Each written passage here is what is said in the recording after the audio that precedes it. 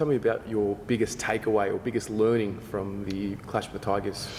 It was great learning for our group, really. Obviously playing against a team who consistently fields 7 or 18 AFL listed players, and those players that they field are quite mature guys and have plenty of AFL experience, and they're quality players. So for our young group, it was a great experience on the MCG, and took away a lot of learnings. Obviously, a really frustrating first half of footy, and again, if you isolate that first half, I think our playing group took plenty away from it.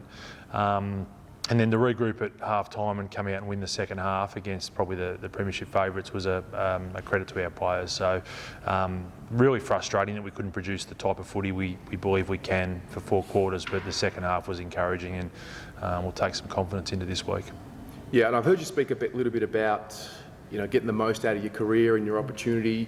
Yeah. So what is it for you as a coach now? What's the challenge to get your players mentally ready for this week? Yeah, again, it's working with individuals Monday to Friday, and continuing to remind them what their strengths are and the way we want them to play. And look, everyone's journey, particularly when they're so young, is different, and sometimes it takes players a little bit longer than others. But we're full of confidence with our group. We think we've got a really good group, and albeit young at this stage, but the learnings from the weekend and even the week before against Collingwood are so valuable for us, and we'll continue to reinforce the way we want to play, and we'll keep backing them in, and when it turns, it'll be pretty exciting for us. Yeah, for sure. And looking ahead to this week, Box Hill, what are some of the keys to matching up against them? Yeah, look, they've probably had the wood on us over recent times, particularly on their home ground, but they play a kick mark type of game.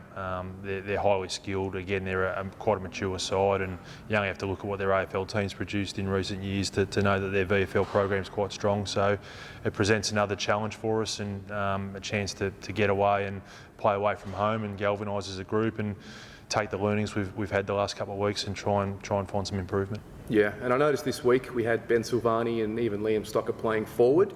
Tell me a little bit about how they've adapted to that, and what's the challenge you set for them? Yeah, look, Stock is part of the midfield rotation, and on the weekend we had a lot of inside mids, and they spent time forward as well, so he took his turn doing that. And look, he's a player that I think he's really combative around the contest, and he's really developing the run and the patterns that are required from a midfielder. So any exposure to get him forward as well and learn that craft's important for him. And Benny Silvani, we felt just on the weekend we needed to change things up, and we've used him forward at different times during the year to pretty good effect. So he was able to go forward and apply some really strong pressure and have a presence in our forward 50 and kick a couple of goals. So he'll get some confidence from that. Awesome. Good luck this week. Thanks, mate.